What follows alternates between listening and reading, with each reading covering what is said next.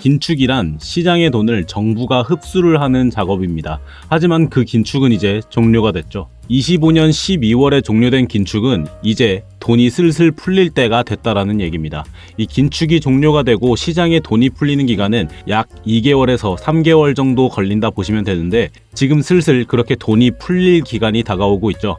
그리고 지금 미국과 이란의 전쟁 이슈가 비트코인에도 상당히 영향을 주고 있는데 이 이슈가 결국 트럼프가 원하는 대로 흘러가게 된다면 그때는 어떻게 될 거라고 생각을 하고 계신가요? 네, 비트코인은 지금까지 보여줬던 상승보다 비교도 안 될 만큼의 상승을 보여줄 가능성이 큽니다. 또 이런 장에 헛바람 불고 있는 거 아니냐고요? 오늘 내용 잘 들어보시고 여러분께서도 한번 판단해 보시기 바랍니다.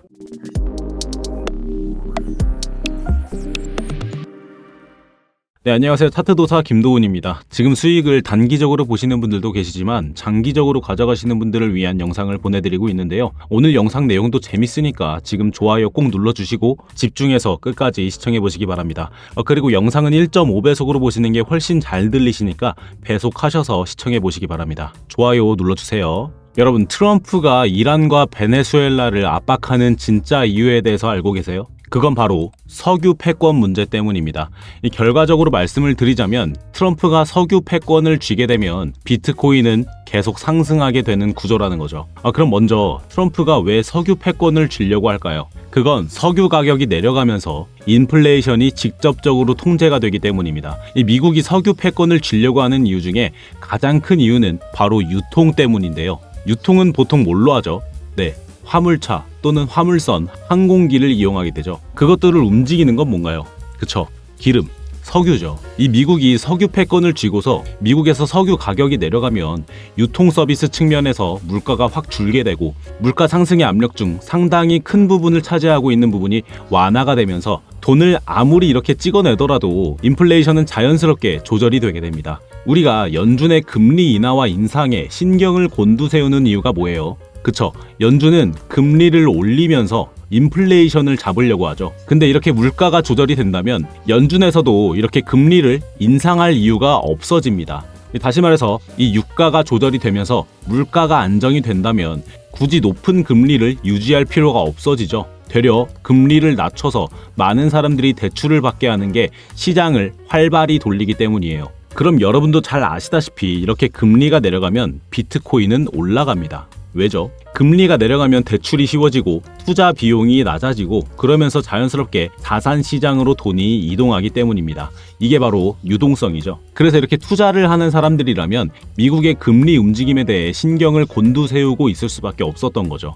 그럼 다시 돌아와서 정리를 해보면 이렇게 볼 수가 있습니다. 지금 계속 진행 중인 석유 패권 전쟁에서 트럼프가 승리를 하게 되면 미국의 유가가 조절이 될 겁니다. 이 유가가 조절이 되면 인플레이션이 통제가 돼서 돈을 찍어내더라도 물가가 안정이 되니 금리도 높은 수준을 유지할 필요가 없어지죠. 그리고 이렇게 금리를 낮추게 되면 단기적으로 유동성이 몰리게 됩니다. 그리고 그 단기적인 유동성에 가장 많은 영향을 받는 것이 결국엔 이 코인이라는 것. 결국엔 이렇게 코인으로 자산이 물밀듯이 몰려 들어오게 될 거라는 거죠. 그럼 그때가 언제인데? 자, 2025년 12월에 연준의 긴축이 종료되었습니다. 긴축이 뭐죠? 긴축은 쉽게 말해서 정부나 중앙은행이 시중에 풀린 돈의 양을 줄여서 경제의 인플레 속도를 늦추는 작업을 말합니다. 이 물가가 감당을 할 수가 없을 정도로 오를 때 진정시키기 위한 브레이크가 긴축인데 이 긴축이 12월에 공식적으로 종료가 됐습니다. 그리고 그 긴축이 종료되고 긴축이 되었던 자금들은 시장에 서서히 다시 풀리기 시작해요.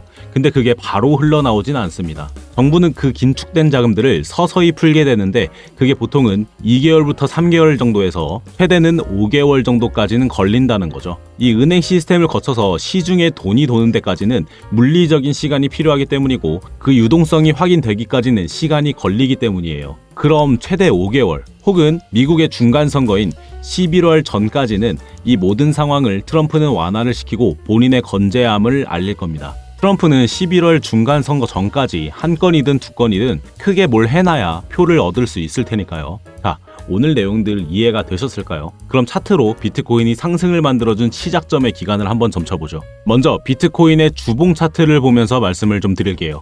제가 비트코인의 전체 움직임에 관한 채널을 하나 형성을 해놨는데 비트코인은 계속해서 이 라인 안에서 움직임을 이어왔습니다. 이렇게 상승이 있더라도 이 채널 안에서 움직여줬죠. 하지만 하방에서는 뚫린 구간이 있어요. 이 중간에 있는 구간은 이 비트코인의 암흑기였던 코로나 시절 하락 구간입니다. 그리고 보시면 다시 재상승 구간을 만들다가 결국 이 채널을 밟고서 대폭 상승을 보여주게 되죠. 그런데 보시면 이번 사이클에 다시 한번 이 채널을 이탈한 상황입니다. 제가 저번에도 말씀을 드렸지만 비트코인이 다시 살아나려면 이 주봉 캔들이 이 채널 안에서 양봉으로 밟아주는 모습이 나와야 다시 비트코인이 살아난다라고 말씀을 드렸지만 아직 들어오지 못하고 겨우 걸려있는 듯한 모습을 보여주고 있죠. 비트코인은 다시 이 채널 안으로 들어오는 모습을 보여줘야 재상승 구간을 만들어낼 수가 있습니다. 그리고 나스닥 차트를 좀 보셔야 되는데 이 나스닥 차트 주봉 차트로 전체적인 움직임을 보시면 이 구름대와 같이 움직이는 걸 보실 수가 있습니다. 이 중간에 구름대를 이탈한 부분도 역시 코로나 시절이었죠. 그리고서는 계속 상승 후에 이 구름대 부근에 닿았다가 다시 뭔가 점프를 해주듯이 올리는 모습을 지속적으로 보여주죠. 그리고 이렇게 헐밴드라는 지표를 켜보게 되면 코로나 이후로 계속해서 이 밴드를 중심으로 중심선에 와서 이렇게 지지를 받는다거나 밴드 상단에서 지지를 받아준다거나 하는 모습을 계속해서 보여주고 있죠. 이때도 트럼프가 집권 이후로 위협적인 관세 정책을 펼치면서 인플레이션을 자극했기 때문에 몇 개월간 폭락 지점을 맞았지만 다시 이 구름대의 지지를 받고 올려주는 듯한 모습을 보여주고 그 다음 사이클이 지금입니다. 또다시 나스닥은 이 헐밴드 혹은 이 구름대에 맞고 점프를 해줄 준비를 해주고 있는 것 같죠. 그 기간을 보니 지금으로선 4월에서 5월에 전환점을 다시 맞아줄 가능성이 있어 보입니다. 그래서 오늘 제가 말씀드리고 싶은 게 뭐냐?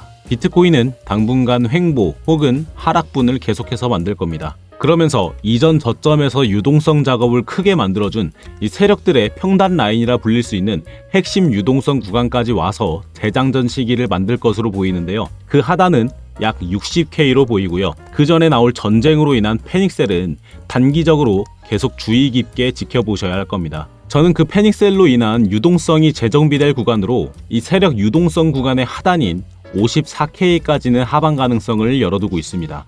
이때 저와 저점을 잡으실 분들은 제가 운영 중인 스터디방에서 단기적인 수익 타점을 계속 받아보시면서 장기적인 저점을 잡을 준비를 해주시면 될 것 같은데요. 아까 말씀드렸던 석유 패권이나 긴축 등 인사이트에 대해서도 이 방에서 지속적으로 알려드리고 있고 단기적인 수익 구간도 봐드리고 있습니다.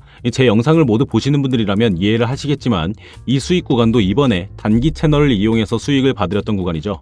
네, 이렇게 봐드렸던 수익 구간이지만 지금 말씀드리는 본질과는 조금 다른 부분이니 넘어가겠고요. 이 외에도 시황이나 실시간으로 움직이는 차트의 브리핑 같은 것도 해드리고 있으니까 입장해보셔서 지금 시장이 어떻게 흘러가는지 계속해서 정보를 얻어내시는 게 좋으실 거라 생각이 듭니다. 당연히 모든 건 돈 하나 안 드는 무료로 진행이 되고 있기에 말씀을 드리는 겁니다. 제가 여러분들께 원하는 건 구독과 좋아요밖에 없어요. 그러니까 지금 한 번씩 구독 버튼 눌러주셔서 훗날 차트가 제가 말씀드린 모양새대로 움직였을 때 걔가 뭐라 했더라 하시기보다는 바로 저희 채널 오셔서 제 영상을 확인해 보시고 지금은 또 무슨 말을 하고 있는지 더 얻어가실 건 없는지 계속해서 확인해 보시기 바랍니다. 어쨌든 이 스터디방을 입장하시는 방법은 지금 영상을 조금만 내려보시면 이렇게 제가 써놓은 글들이 있죠.